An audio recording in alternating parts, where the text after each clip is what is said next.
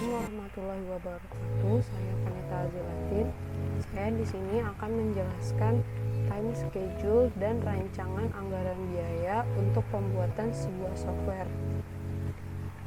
Di sini sudah ada time schedule pembuatan software post studi kasusnya. Saya ambil waktu pengerjaan software kemarin. Di sini project titelnya itu ada software Pos Hoi Jakarta. Lalu dengan lead atau manajer projectnya itu saya sendiri. Lalu ada komponen namanya yaitu Hoi Jakarta dan total pengerjaannya itu 36 hari. Sebenarnya seharusnya menggunakan Microsoft Project, tetapi entah kenapa di laptop saya tidak dapat terbuka Microsoft Project-nya, jadi saya membuat time schedule-nya itu dengan Excel saja. Di sini sudah saya buatkan, ada number-nya, lalu ada task title-nya, ada start date-nya, ada due date, dan ada duration-nya. Di sini saya ada 4 poin utama. Pertama ada memulai project, lalu ada 5 poin utama. Pertama ada memulai project, kedua persiapan project, ketiga eksekusi project, keempat controlling project, dan yang kelima adalah closing project. Di sini setiap poin-poin ini sudah saya tuliskan start date dan due date-nya. Jadi dari kapan kita mulai dan berakhir kapan, dan durasinya itu kapan, berapa lama. Nah, itu aja sih kalau untuk time schedule-nya. Lalu next kita langsung masuk ke rumusan anggaran biaya personil. Oke, ini ada rumusan biaya anggaran personil. Sebelumnya saya akan menjelaskan dulu. Saya mengambil rancangan itu, maksudnya dari biayanya itu saya berpedoman pada standar minimal Inkindo, yaitu Ikatan Konsultan Indonesia. Ini sudah banyak yang menggunakan pedoman ini untuk merancang suatu biaya gitu. Di sini bisa kita lihat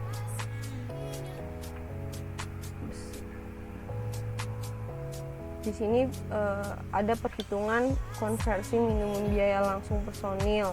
Jadi di sini saya mengambil 3 poin utama. Yang pertama ada biaya langsung personil, lalu ada biaya langsung non personil, dan rekapitulasi biaya.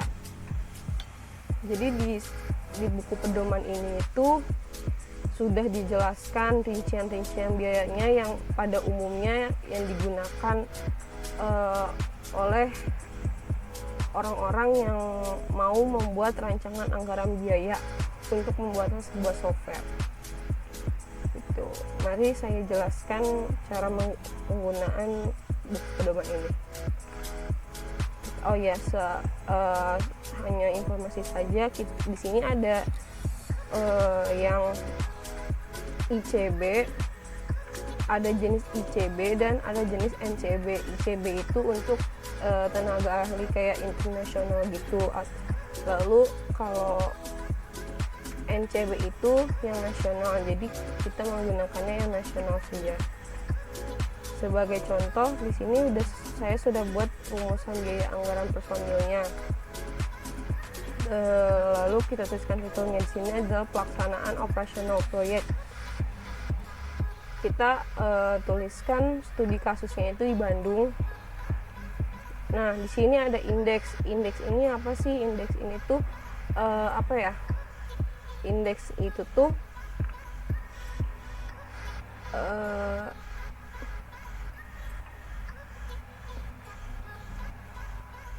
kayak poin-poin gitu di setiap daerahnya. Jadi poin di setiap daerah itu beda-beda karena nih di tabel 5.20 ini. Nih, indeks ini berlaku apabila pengadaan pelaksanaan operasional pekerja atau proyek berlangsung di provinsi tersebut dengan tenaga ahli juga berasal dari provinsi tersebut.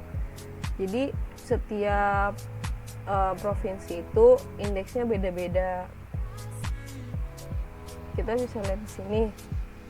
Di sini kan Bandung ya, berarti indeks Bandung itu berarti kan Jawa Barat. Nah, Jawa Barat itu indeksnya 0,805. Kita copy dulu.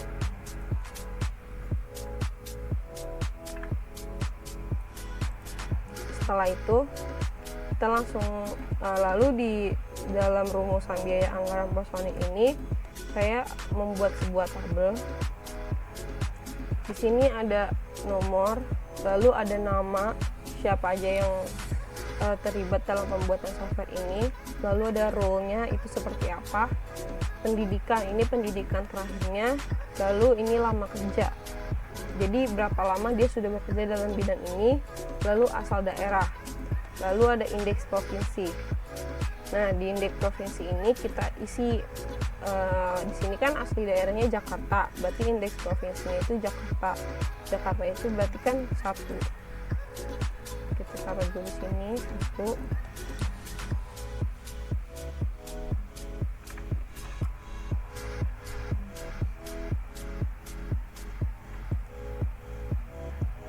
Nah, lalu Bandung. Tadi Bandung itu 0,805.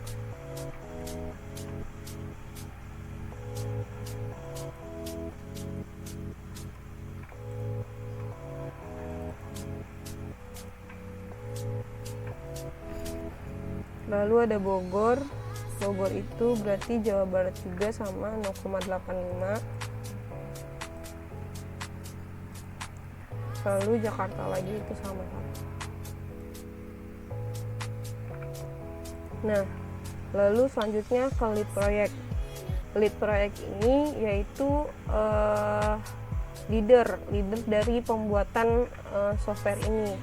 Kalau menurut buku pedoman Inkindo ini, leader itu mendapatkan 3-6% tambahan dari gajinya. Jadi di bagian sebentar saya cari dulu.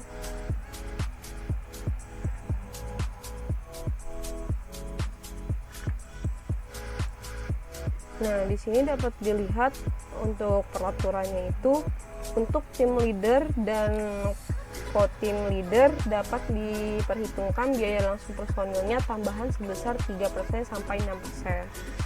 Di sini itu yang sebagai leadnya itu yaitu yang menjadi manajer proyek, sehingga manajer proyeknya kita kasih tambahan 3% dari gaji. Sedangkan yang lainnya itu 0% karena hanya tim saja.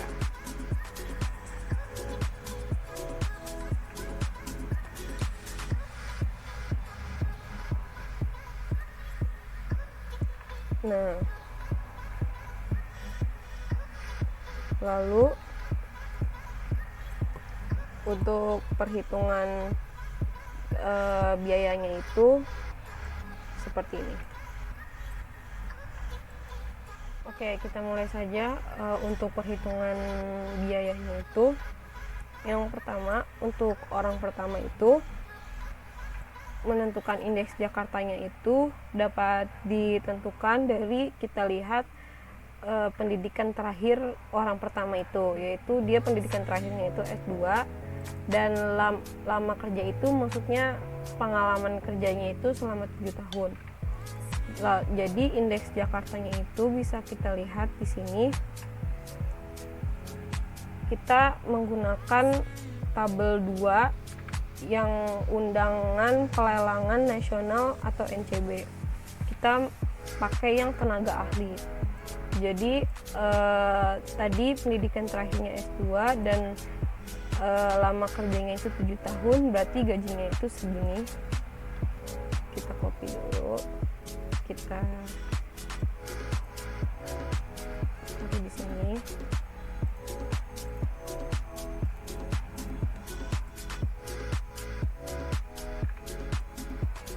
Nah, gaji proyek, untuk menentukan gaji proyeknya itu kita dapat menentukannya dari indeks provinsinya itu. Di sini kan orang pertama itu berasal dari Jakarta, tapi tapi proyek yang berlangsung itu di Bandung. Menurut peraturan Inkindo, bahwa apabila tenaga ahli berasal dari luar provinsi tersebut, maka yang dipakai adalah indeks biaya langsung personil provinsi mana yang lebih tinggi, antara provinsi asal domisili tenaga ahli atau provinsi pelaksanaan operasional pekerjaan atau proyek berlangsung. Jadi kita menentukannya itu dengan memilih indeks provinsi yang paling tinggi. Di sini kan Jakarta itu 1, sedangkan di Bandung itu 0,805, sehingga kita memakai indeks provinsinya itu yaitu domisili orang pertama itu. Jadi untuk gaji proyeknya itu kita langsung saja indeks Jakartanya dikalikan dengan indeks provinsi. Nah, lalu di sini kan ada lead. Jadi apakah orang pertama ini sebagai lead dalam sebuah pembuatan software ini atau dari tim ini? Di sini kan dia orang pertama itu sebagai manajer proyek, jadi dia itu sebagai lead. Nah, di lead itu kan di peraturan Inkindo itu mendapatkan tambahan gaji 3%, sehingga kita tinggal kalikan saja ini dikali dengan ini. Oke. Nah, sudah keluar. Nah, di sini dapat kita lihat ada mon rate, man week rate, man days rate, dan man hour rate. Di sini monthly rate ini artinya gaji per bulannya, ini gaji per minggu, ini gaji per hari, dan ini gaji per jamnya. Di sini sudah bisa kita lihat orang pertama itu gaji bulan sekian, gaji mingguannya sekian, gaji per harinya sekian, dan gaji per jamnya sekian. Dari mana sih tahu man week, man days, dan man hour ini? Dan monthly rate ini, kalau monthly rate ini hanya menjumlahkan antara gaji proyek dan apakah dia lead atau bukan, sehingga muncul segini. Kalau untuk man weeknya, di buku pedoman Inkindo ini sudah dijelaskan tadi tentang gaji, perhitungan gaji per minggu, per hari, dan per jam. Jadi untuk perhitungan gaji per minggu itu gaji per bulan dibagi 4,1. Lalu untuk perhitungan per harinya, gaji per bulan dibagi 22 dikali 1,1. Lalu untuk per jamnya itu gaji per hari dibagi 8 dikali 1,3. Perhitungan gaji ini itu yang tadi kita lihat itu sudah gabungan antara gaji dasar, beban biaya sosial, beban biaya umum, dan keuntungan, sehingga sudah semuanya sudah tidak ada tambahan-tambahan gaji lagi. Jadi ini adalah nilai gaji yang benar-benar untuk orang pertama itu. Lalu lanjut untuk orang kedua. Untuk orang kedua itu dia kan S1, lalu dia fresh graduate, berarti dia belum memiliki pengalaman pekerjaan. Sehingga untuk indeks Jakartanya kita bisa lihat di sini. Dia itu S1, tapi dia belum memiliki pekerjaan. Nah, menurut rules-nya di sini S1 dengan pengalaman kurang dari 3 tahun dianggap subprofesional. Nah, untuk subprofesional sendiri gajinya berbeda, bisa kita lihat dari sini. Nih, di biaya langsung personil di tabel 3, karena dia sebagai data analis dan dia juga sebagai tim, jadi bisa dibilang dia sebagai asisten ahli juga, jadi gajinya itu segini untuk indeks Jakartanya. Jadi kita tuliskan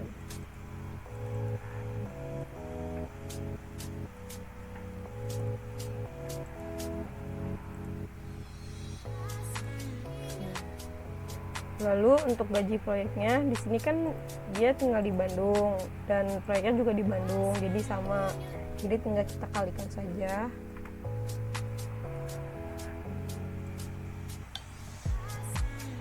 Nah, untuk leadnya apakah dia lead? Dia bukan lead, dia hanya sebagai anggota tim saja, sehingga kita tinggal jumlahkan saja, tinggal dikalikan saja antara gaji proyeknya dengan lead proyeknya.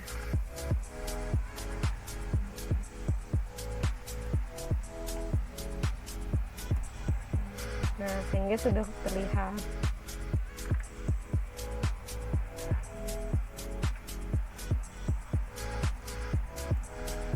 Lalu lanjut untuk orang ketiga, itu dia sebagai programmer, pendidikan terakhirnya itu S3, lalu bekerjanya lama bekerjanya itu 9 tahun.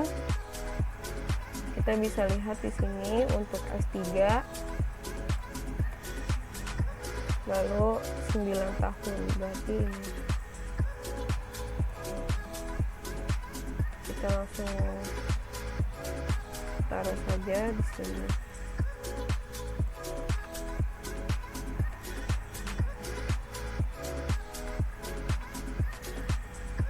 Lalu gaji proyeknya itu karena dia sama-sama di Jawa Barat, jadi sama menggunakan 0,805, tinggal kita ini saja.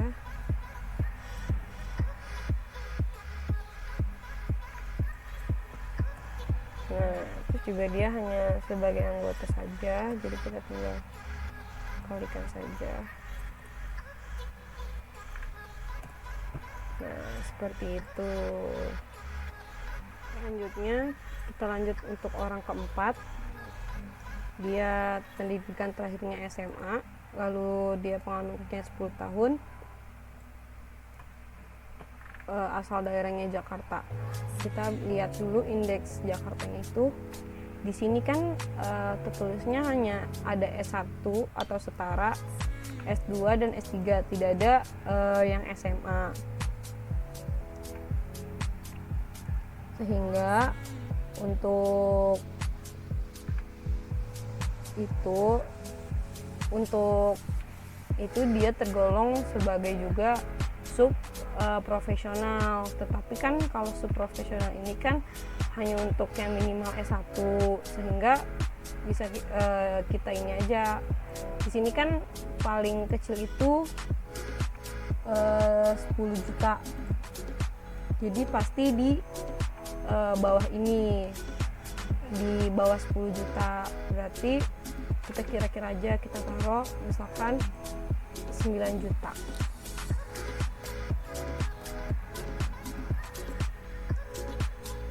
Nah, untuk gaji proyeknya kan dia di Jakarta juga dan itunya di Bandung, sehingga kita ngambilnya yang di Jakarta.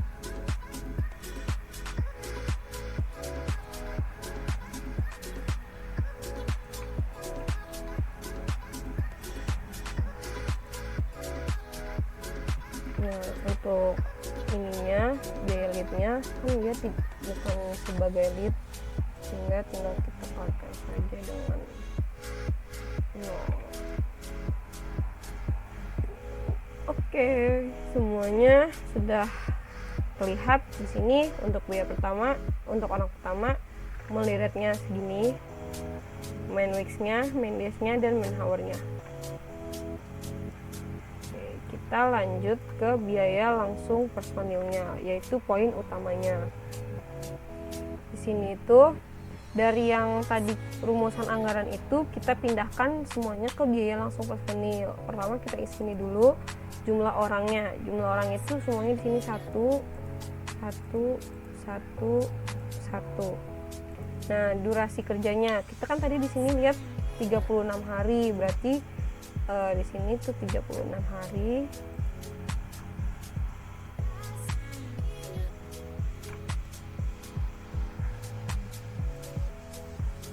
Nah, kalau dalam rancangan anggaran biaya itu untuk semakin sedikit mengeluarkan biayanya itu, durasi kerjanya itu kalau bisa dipercepat. Jadi intinya itu dari durasi kerjanya itu sendiri agar biayanya itu tidak terlalu besar. Lalu main days rate-nya bisa kita ambil dari sini. Kita ambil yang main days rate buat ini. Dan pastikan urutan ini udah sama ya.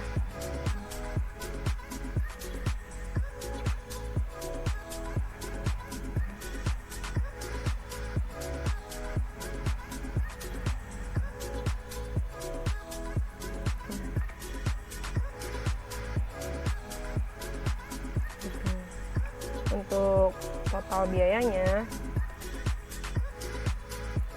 itu kita kalikan antara ini dikali ini. Jadi kalau misalkan di sininya ada 2, berarti 2 dikali 36 dikali main days rate-nya, gaji main days rate-nya.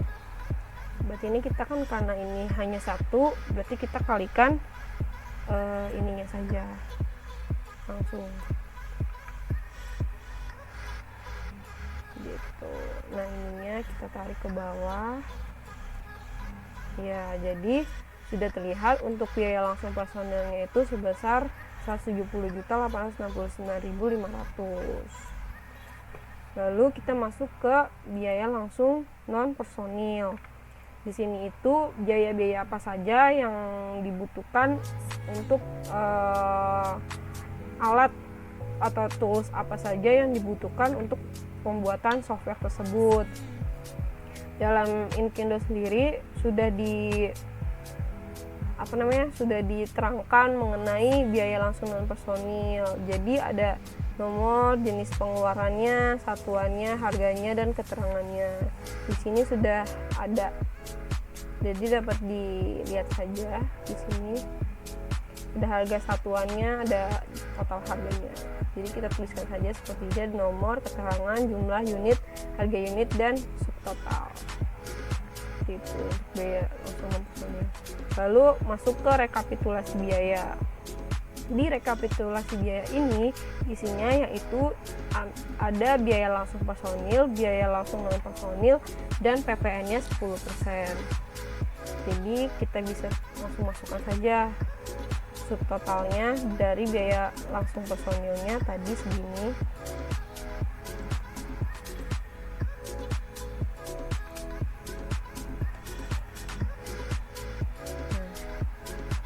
Lalu biaya langsung non personilnya itu segini.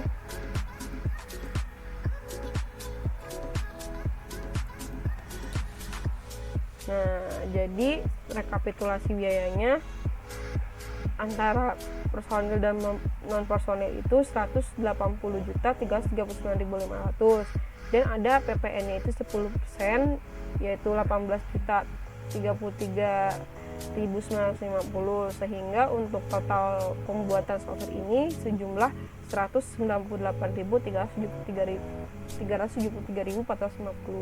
Sekian penjelasan dari saya. Mohon maaf apabila ada kesalahan. Wassalamualaikum warahmatullahi wabarakatuh.